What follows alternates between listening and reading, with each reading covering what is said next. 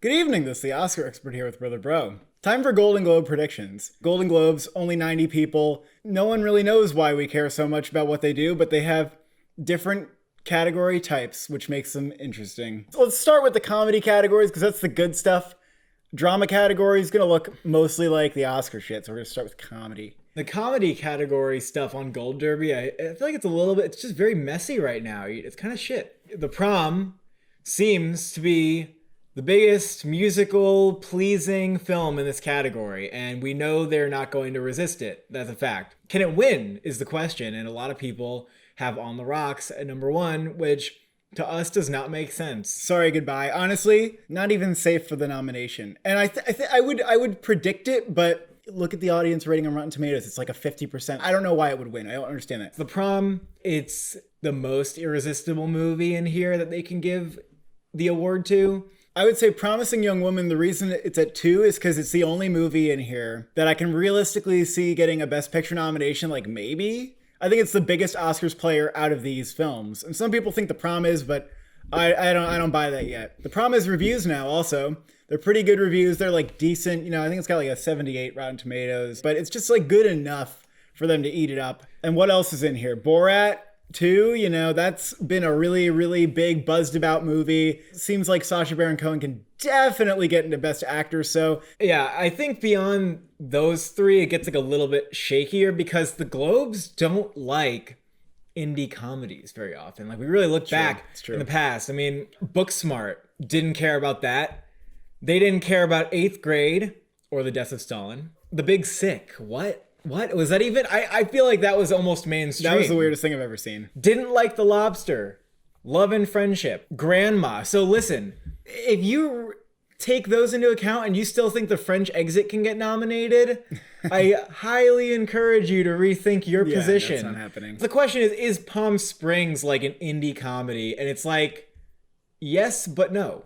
So Palm Springs could have a decent shot. It has like good audience reviews. It's very charming and pleasing. I'd be really upset if it didn't get nominated. But you will see me But upset. the reason I'm like huddling in a corner and scared is because The Big Sick wasn't nominated, a movie I really loved. A lot of times they'll separate like the picture and the actors in a weird way. Like Inherent Vice gets comedy actor, not picture. Or 8th Booksmart, Grade. 8th Grade, they got an actress nominated, but Yeah. not the movie. I feel like Andy Samberg gets in no matter what, even if the Palm Springs snub occurs. Now On the Rocks is the number 5 for you, which is interesting because obviously number 1 on Gold Derby at the moment. That's not going to stay. That's just so weird to me. I mean, I think it has a good shot at getting nominated, and I can't really ignore that people are like going to pay attention to it, and especially because the actors, there's 2 individuals who can get nominated.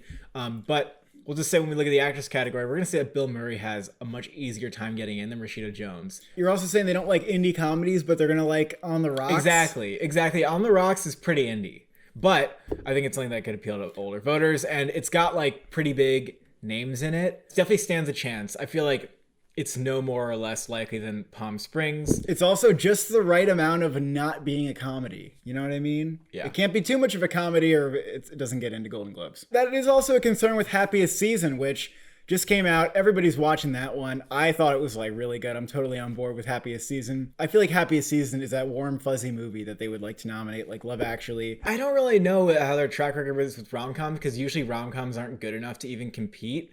So it'll be interesting to see if they ignore that movie or not. And also, Best Actress, possibility for Kristen Stewart. I think this is where it gets shaky. Like, Birds of Prey people like, but it's kind of a superhero movie. Like, well, it doesn't really stand a chance above the other ones. I'm very skeptical. Deadpool got nominated, remember? I guess. That's all I'm going to say to that. And then you have Wild Mountain Time. Scared. I'm scared about this. Like, if it's really charming, honestly, I feel like the best it gets is Emily Blunt. I have 5 words for you. Salmon fishing in the Yemen. Get out of here. Get away from me because that was weird. I think it was it was weird, wasn't it? You know, was just it like a fluke? fishing joke in a way. What if they even go so far as to say Christopher Walken supporting actor? I think that the actors actually kind of might stand a chance for Wild Mountain Time because they'll be really good. Is it going to get great reviews? No. It's going to get like in the yellow on Metacritic, like okay, 50 something. So I wouldn't worry too much about it. The King of Staten Island, I think that could get in. I feel like that's as likely as the last 2 movies we mentioned. Yeah. But I think this fits very snugly into the label that we were saying of like indie comedies that just don't get nominated. But Pete Davidson will probably get nominated. Yeah, they didn't even nominate Knocked Up. Emma, they didn't nominate Love and Friendship. They didn't care. Yeah, probably not. French Exit, too freaking weird. So weird. Such a weird movie. Very, very bizarre. Everybody's talking about Jamie. Maybe Dark Horse comes out at the end of the year, but it's the only other seems musical. Like it just wouldn't squeeze in. But we're gonna keep an eye on that. Comedy actress. Who here has the best shot at getting nominated for the Oscar? It's probably Carey Mulligan for Promising Young Woman, and that's what we're gonna go by. Wait. I'm skeptical because they love Meryl Streep so much that they might not even care about anything else. She has an entire room in her house that she needs to dedicate to all of her Golden Globe trophies and nominations. If they give the prom the big award, it would make sense that they might want to like also give it to Meryl Streep. But Carey Mulligan is going to build some serious hype. I feel like she should win. She should be winning. I haven't seen the prom yet, but you're not going to think someone in the prom should win over her. No. Yeah, that's not going to happen. Meryl Streep and Joellen Pellman will most likely get nominated for this movie. Gold Derby has not caught on to this, which is kind of interesting because they're too focused on Meryl Streep. But I feel like both of them get in because they have a lot of hype. Then we got Michelle Pfeiffer for French Exit. Again, don't bet on French Exit, but Michelle Pfeiffer being who she is and giving a good performance, like I guess they'll still go for her. I guess they'll still nominate her. They seem to like her. And she's number one on Gold Derby, is she not? Yeah. So you can't really deny it. I don't agree. Yeah, that's gonna happen, but I know why people think it's happening. And then Rashida Jones, number 5. She's great in it. Like, I hope she gets nominated.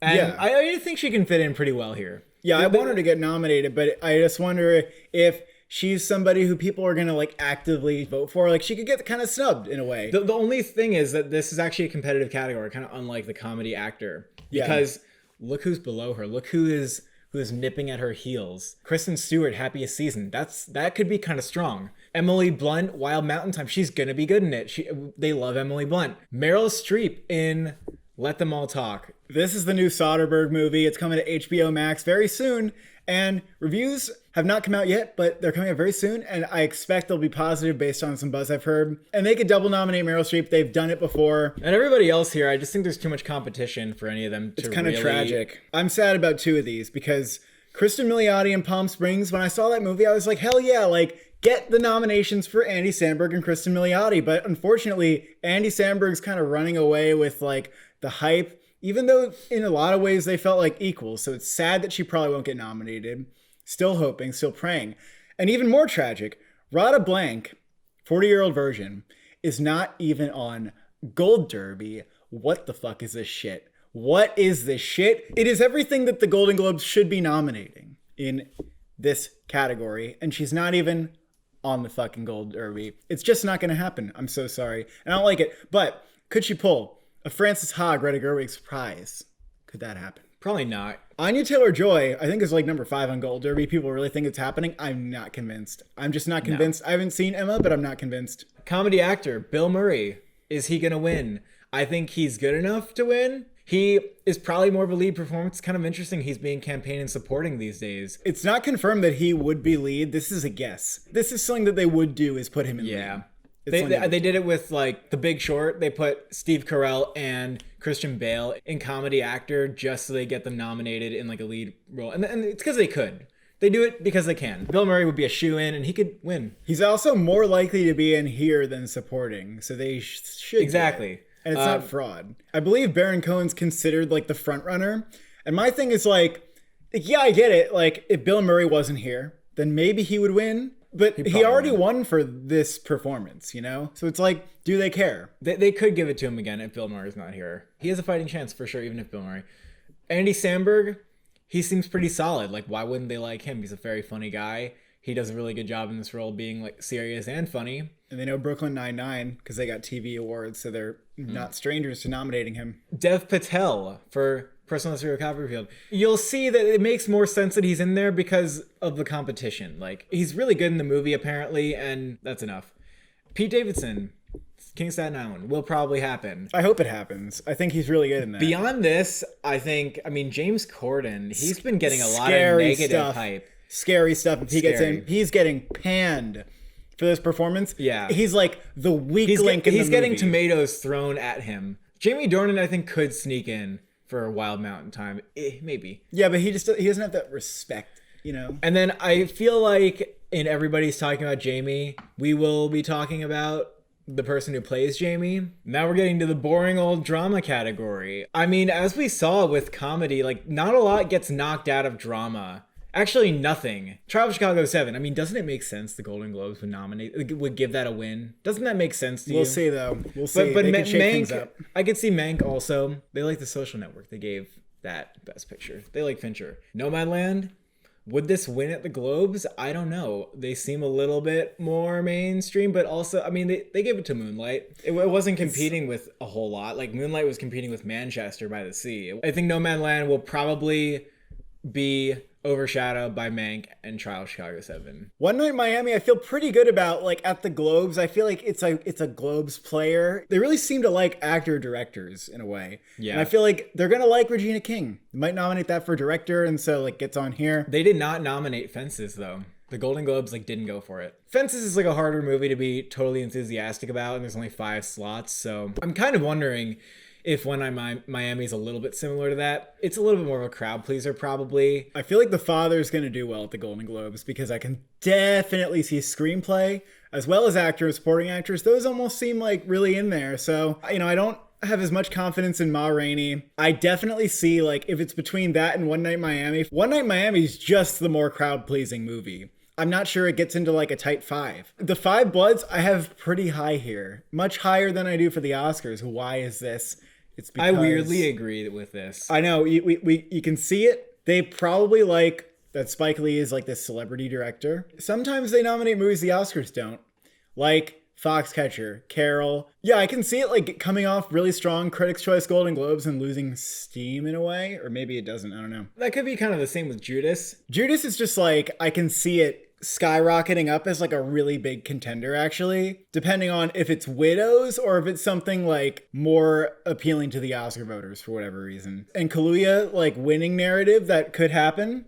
That could help build it a lot. If he's in you know? supporting. We've had reactions to News of the World, and they're not amazing. Everybody seems to think that it's good. They accept that it's like well done enough, but it's very safe. I wouldn't say that's the only narrative here because I'm seeing some reviews that are saying it's like really good and they loved it. It could kind of end up being like a safe Oscar bait pick, but even so, it doesn't seem like as strong as a director contender as we thought. And so I don't know if it's like a top 5 contender at all. I wouldn't put it in for Globes. I don't know why you have US vs. Billie Holiday so low. Because I feel like it's late. And it's gonna be like a late rise. What if it's really good? I mean, it obviously just depends if they get them in a screening room and show them it. Remember how American Sniper did really well, like at the Oscars and the later awards? Yeah, sure. So I don't know if Billie Holiday. But sometimes films will come out like right around December, and they'll just appear at the Globes. Well, this year we're talking late February. It's actually the case for the last 3 movies on this list. The Mauritanian and Cherry are all coming out like really fucking late in February. And will that hurt their chances at the Globes? I don't know. I also remember them nominating Selma a lot when that was, you know, not released yet and getting, you know, screened. Yeah, so it could they could still actually really hype up any of these. Billie Holiday especially, it seems like it'll be a really good movie and has probably the highest profile out of all these. I actually think Hillbilly Elegy, we can't even like say it's definitely not happening anywhere. Maybe we can say it for the Globes because there's too many contenders. You show it to your parents or your grandparents. They're going to like Hillbilly Elegy better than Ma Rainey. They're going to like it better than like several Best Picture nominees. It's going to be one of their favorites. And they did nominate Rush. I don't know if they have a thing for Ron Howard. Drama actor. We know that Chadwick Boseman has taken the hype and he is going to run with it. I can see Hopkins and Boseman actually splitting a lot of votes, and I wonder if Hopkins can maybe make it, you know, pretty competitive for Boseman. Delroy Lindo and Gary Oldman. It makes sense why they're both getting in. They have more hype than the people below this. At number 5, you have Riz Ahmed. And I kind of agree because I think he's really going to be lifted by these indie awards. And I have a little bit of a feeling like he could pull a Viggo Mortensen in Captain Fantastic. He could start getting in everywhere. And if he's like not missing any beats, people could be like, whoa. And Jake Gyllenhaal was like 1 in 100 Gold Derby odds before he jumped into Best Actor at the Golden Globes, and it wasn't expected. It wasn't expected for Nightcrawler, yeah. Stephen Yeun, I'm afraid Minari might not do that well at the Golden Globes. Yeah. And you also might be saying, why isn't Minari in picture. Minari will probably be like The Farewell. Having seen it, I think that more than 50% of the movie, which is their qualification, is in a foreign language. It's in Korean. So that qualifies it for a foreign language film with the Golden Globes. Tom Holland and Cherry, we don't know. We know he's going to be good. We don't know how much hype he's going to get. I have a feeling Tom Holland could also surprise here because he's going to be giving a really big performance, center of a movie. It could be the Golden Globes thing. He could build some hype from there too. I don't know. Kingsley Benadir, we've really seen go kind of down. Like, I think his performance is harder to be like totally passionate about. Him being in the middle of the ensemble also makes that kind of harder. Lakeith Stanfield, maybe we just see Judas. Tom Hanks, I feel like he's a little bit dead after News of the World. I'm a little bit not okay with you putting this all the way at the bottom. But Colin Firth and Supernova, you have that at number 5 for the Oscars, and you're just saying absolutely not for the Golden Globes. Like, that's exactly why what I'm not? saying. They could still nominate Stanley Tucci. Why would they just say absolutely no for him? Why would they ignore him? Because it's gonna happen. He's gonna get the BAFTA. Reason. He might only get the BAFTA. And I understand that, but he could. I don't know why you have him. I don't think people are gonna take him I don't seriously. know why you have him below Tom Hanks. It's weird. It's weird. I'm sorry, bitch. Tom Hanks is not getting nominated anywhere for that movie. Why do you think he's below that? I'm gonna move him above. Fine, that. you can do it if you want. Drama actress, just like our Oscar predictions, Vanessa Kirby and Viola Davis are kind of duking out that win. Frances McDormand and Andra Day looking less likely. Does Viola Davis feel like she's a little more likely to win here than the Oscar? Perhaps.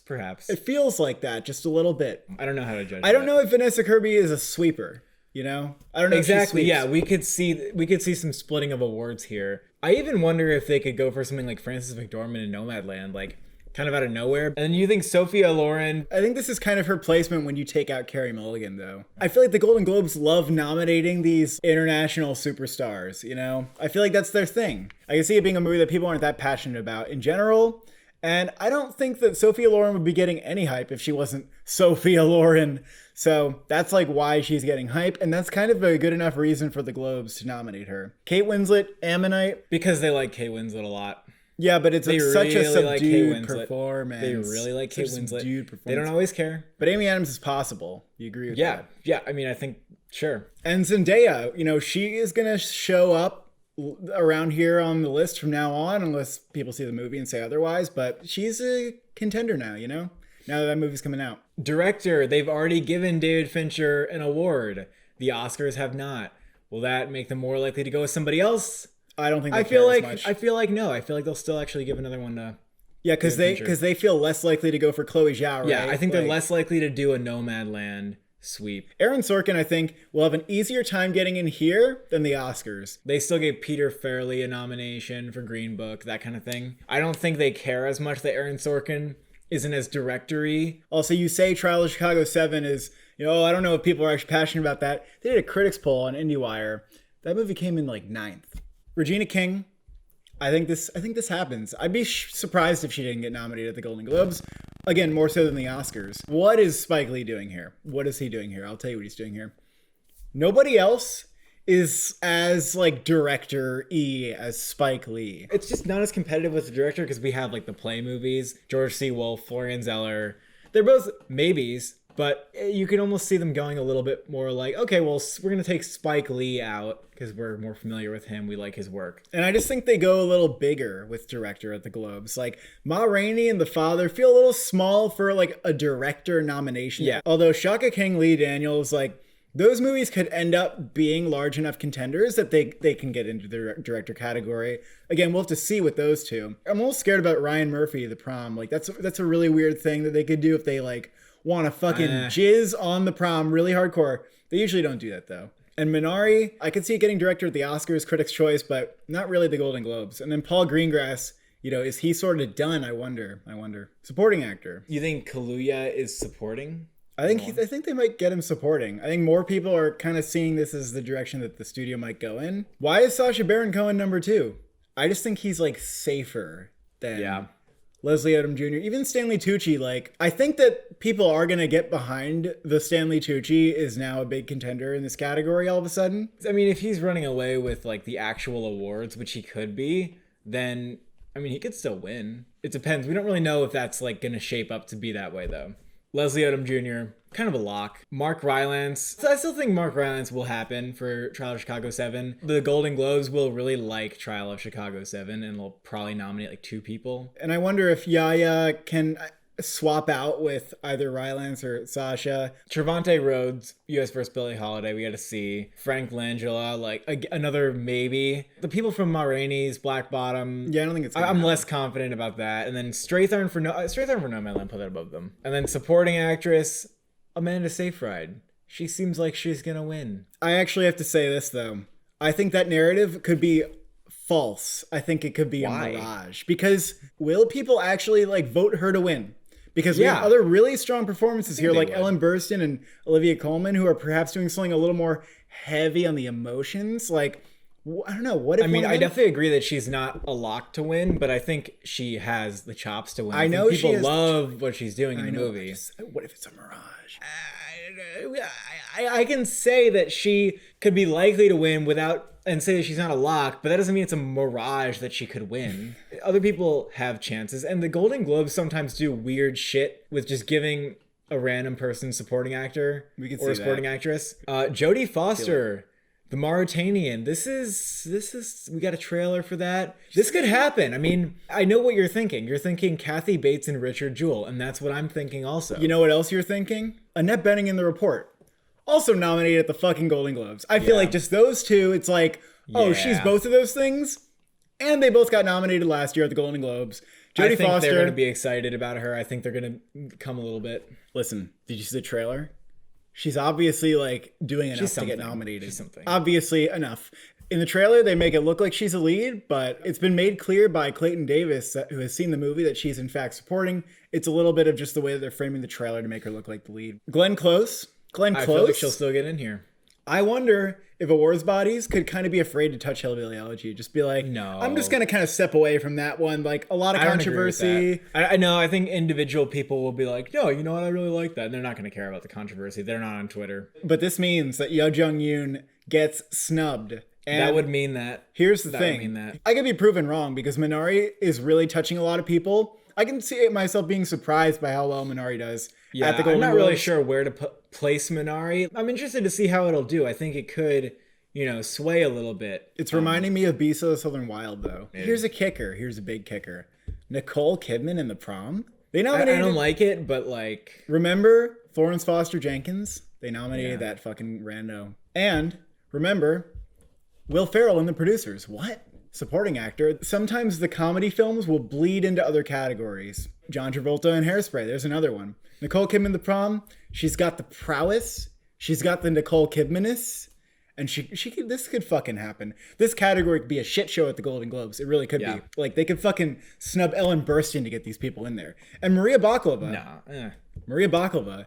This could happen especially at the Golden Globes too, because it's a comedy. They're going to be aware of it. They're going to be nominating it. She might go lead too. If she goes lead, we have an even more competitive lead actress category, but she can squeeze in there. They're campaigning her pretty hard right now. And it's a comedy, so the Golden Globes will be more likely to nominate her in supporting. Nicole Kidman and Maria Bakalova, you almost wonder, are they just going to toss Glenn Close out? They could definitely toss They could do that. They could do that. And the rest of these feel much less convincing, given their strength. Moving to screenplay, which is interesting at the Globes because they smush adapted and original all into one. So it's a big fuck pit. Trial of the Chicago 7 makes sense. They really like Aaron Sorkin, and they gave Steve Jobs best screenplay, which, like, great pick. But are they going to give it to him again? I mean, I think they're going to really like Trial of the Chicago 7. So I would agree that this is the most likely one to win here. Mank has a talky-ass screenplay. I think it could also maybe win, especially if they really love Mank. They give a picture. They also nominated Molly's Game for screenplay. Do you remember that shit? They fucking love Aaron Sorkin, and this also affirms that Trial of the Chicago 7 is the fucking frontrunner at the Golden Globes, and he's getting in for director, all right? Nomadland is not really a screenplay movie, so I don't really see that happening. But do you think it's snubbable then? Not really. I don't think it's going to get snubbed for screenplay. This is also the same exact 5 as drama picture. I mean, I kind of agree here. I think The only thing is that maybe Soul can still get in for screenplay. No, That's they the don't second do one. that. They don't do it with the Pixar movies. Okay, fine. That's not going to happen in screenplay. The Father One Night in Miami, like that sort of makes sense. Ma Rainey, they didn't nominate Fences, so maybe they're just not going to nominate the August Wilson play. And then the rest of it's kind of a basket. The U.S. vs. Billie Holiday, Judas and the Black Messiah, Minari, Hillbilly Elegy, score, Soul. They're weird in score. Yeah, you they're never weird. know what they're gonna do. You never. They could even like give it to Tenet. I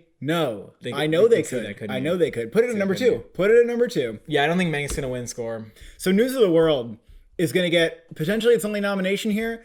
Everybody who sees it says the score is phenomenal. The Golden Globes know a good score when they see it. Cloud Atlas. They nominated that score. They weren't That's afraid. weird. They weren't That's afraid of not nominating it for anything They, else. The they Fountain, do have the pretty good taste. They got that. They in there. nominated The Revenant for score. They nominated Steve Well, The Revenant Jobs would have for gotten in score. at the Oscars if it was eligible. Pretty fascinating. I actually really like what they do in score generally. Steve- and yeah. speaking of Steve Jobs getting nominated, The Trial of Chicago 7, Daniel Pemberton, I feel like that's going to happen here. Yep. I really am feeling that. The Five Bloods. They did not nominate Black Klansman for score. Okay, so I wouldn't be that confident. Minari, again, like just the fact that I feel like certain things in Minari aren't going to get in everywhere. If Minari gets scored at the Oscars, it ain't getting in everywhere. If Ye Jung Yoon gets nominated, she's going to get subbed somewhere, and we might have to say that's the Golden Globes. Midnight Sky, can't count that out with the Splot. I tossed in something fun here. I said The Courier, formerly known as Ironbark, which I saw at Sundance. That had a really fucking good score. And sometimes the Golden Globes will pull out a score and you're like, oh shit, like, yeah, that did have a good score. Wow, I can't believe they nominated that. Remember, like, A Quiet Place? They also nominated this man, Abel Korzeniowski. They nominated him twice for movies that didn't get score nominations at the Oscars. So maybe they have, their eyes on him. And they should get nominated, honestly. Get the fuck rid of Hillbilly Elegy and score. No. Get rid of that. No. Yeah, animated features, same as the Oscars, really. With the exception of, I guess you're not putting Shaun the Sheep on at number 5. We know what the Globes do, all right? They nominate mainstream boss baby shit. And Earwig and the Witch, there's a trailer for it. It looks kind of weird. It doesn't look like it's going to be one of their best by any means. I don't think it's going to happen anymore. But yeah, Soul vs. Wolfwalkers is the thing.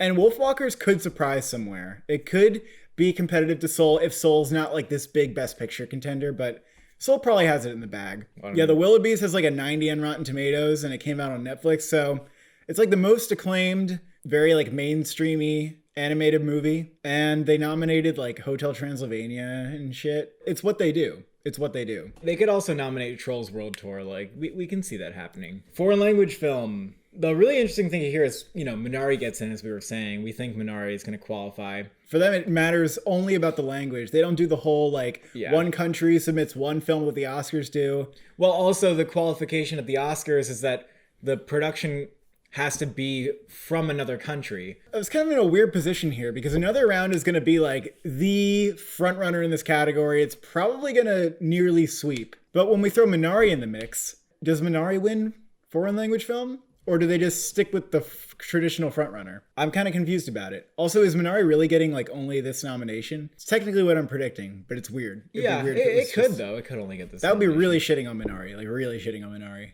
The Life Ahead is not eligible for the Oscars anymore because Italy submitted a different film, but I feel like they would nominate it here.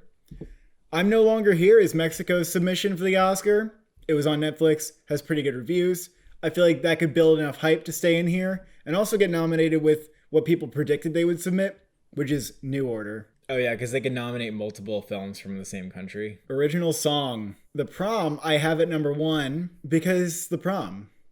Right? That makes sense. Over the Moon, Rocket to the Moon. That's building hype. That's happening. The Life Ahead scene. This is Diane Warren, who's building a big narrative of we need to give her an Oscar. She's been nominated a lot, never won. She's actually also doing songs for Good Joe Bell and The One and Only Ivan. I actually am not confident that like The Life Ahead is going to be where this hype is. I have no idea if it could switch over to one of the other two, but that seems the most Oscar-y movie out of those 3. Oh, Good Joe Bell's actually called Joe Bell now. He's no longer good. He's no longer good. Only the Young Miss Americana. I put that on here because it's Taylor Swift. They nominated her last year, didn't they? Didn't they nominate Cats? One Night in Miami, Speak Now. That could, get in nearly everywhere. Then we could see a 7th nomination for Trial of Chicago 7. I don't think the song in that is like that strong, but it could get in like kind of just cuz. Those are our December predictions for the Golden Globes. Thank you for watching. Thank you for subscribing. What color is your globe?